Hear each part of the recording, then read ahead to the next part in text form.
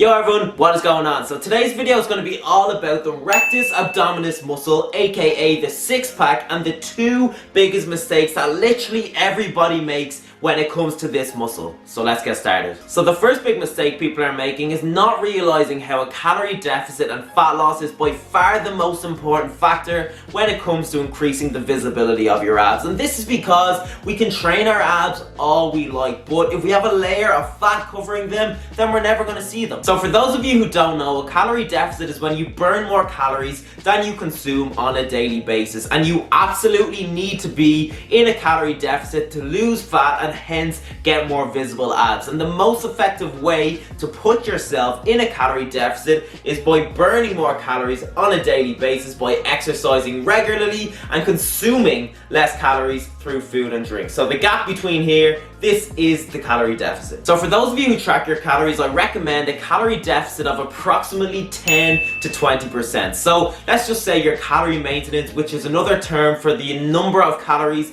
you burn on a daily basis, let's just say that is 2,500 calories. Then consuming 2,000 calories per day would be a 20% calorie deficit. And for those of you who do not track your calories, then I recommend just making the conscious effort to consume less calories on a daily basis. So you could decrease the portion sizes of your meals. You could maybe skip a meal. You could decrease the junk food that you eat. You could order less takeaway. You could drink a little less alcohol, and just anything that basically drives the number of calories you are consuming on a daily and a weekly basis in a downwards direction. Okay, so the second biggest mistake that people make when it comes to their abs is how they train them. And to be completely honest, I think the vast majority of people get it completely wrong. So the main function of your rectus abdominis is to flex your spine, and this is the only real movement that will truly shorten and contract your abs. But people often choose to do exercises such as leg raises, windmills, flutter kicks, scissor kicks, planks,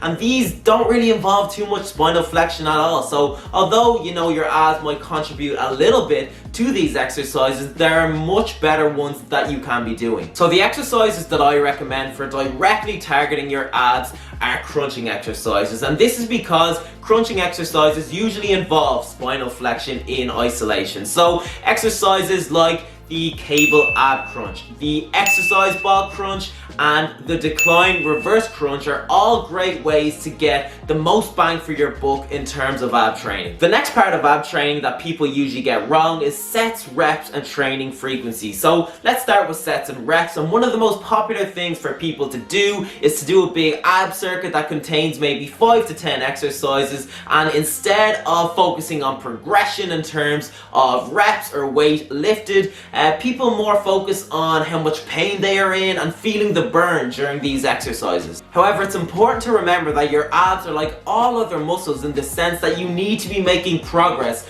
on your ab exercises for them to grow. So what I recommend is tailoring back your ab workouts, so you're doing maybe 3 to 4 sets on 1 to 2 exercises, and make sure you're using weights or doing exercises that challenge you within the 8 to 12 rep range. So let's just say you are doing cable ab crunches, then choose a weight on the stack that is challenging within that rep range and aim to make progress on it over time. So for example, in week 1 you might be able to do 4 sets of 8 on 50 kg, and 6 weeks later you might be able to do 4 sets of 12 on 65 kg, and that is literally how you are going to make ab gains. And then when it comes to training frequency, most people are just training their abs way too often, and dedicating like 20 minutes at the end of each and every workout to ab training is simply just too much, especially when you consider the fact that a calorie deficit and fat loss is a lot more important than ab training when it comes to getting more visible abs. So instead of doing this, train your abs maybe like 1 to 2 times per week and dedicate that extra time to another muscle group that you're not training enough. Alright everyone, I'm gonna wrap the video up there. I hope you enjoyed it, and I hope I shed some clear light on the whole topic of the abdominal muscle. And if you have any questions whatsoever, make sure you comment below and let me know. So thanks again for watching. Make sure you give the video a big thumbs up as well, and I'll see you in the next one.